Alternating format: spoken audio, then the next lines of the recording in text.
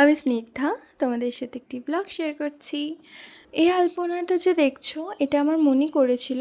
অনেক দিন হয়ে যাওয়ার কারণে আমার মনিই বলল যে এটাকে যদি পারো তুলে দাও, তুলে দিয়ে একটা নতুন কিছু করে দাও। তো এমনিও বসে বসে আমি খুব বোর হচ্ছিলাম, তো আমার মনে হলো চলো একটা ভালো সুযোগ পাওয়া গেছে, এটাই করি। তাই আমি বসে পড়লাম, সব কিছু নিয়ে ওটাকে ঘষে মেজে অনেক কষ্টে তুললাম, তুলে একদম পুরো সাফ করে দিয়েছি। আর তারপরে এই যে আলপনার জন্য আমি রং তুলি নিয়ে বসে গেছি আর করতেও শুরু করে দিয়েছি আলপনা। যেহেতু সাদা পাথর, তাই আমি লাল রং দিয়ে করেছি, লাল ফেব্রিক দিয়ে কাজ করেছি।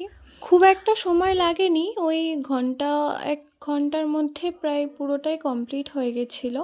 হ্যাঁ, অনেক সময় অনেকগুলো অ্যাঙ্গেল থেকে আমি ভিডিওগুলো করেছি, কারণ প্রথম থেকে আমার ভাই ছিল না, তাই ও খুব একটা জ্বালায়নি।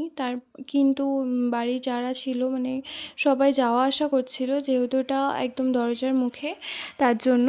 তো সবাই যতবার গেছে এসছে সেই টাইমগুলো একটুখানি ডিস্টার্ব হয়েছে। তাছাড়া বুবলু আসবার পর, মানে আমার ছোটো ভাই আসবার পর, ও ক্যামেরাটা নিয়ে এদিক ওদিক এদিক ওদিক করে যাচ্ছিলো, কারণ করতে দিচ্ছিল না সেইভাবে।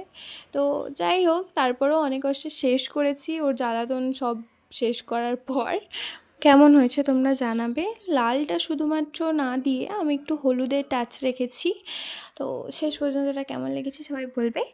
আর এখানে আমাকে বলেছিল দুটো লক্ষ্মী চরণ করে দিতে 2 সাইডে, দুদু বলেছিল, যার জন্য আর কি এই যে দুটো চরণ করে দিয়েছি সিঁড়ির 2 সাইডে এরকমভাবে সাজিয়ে।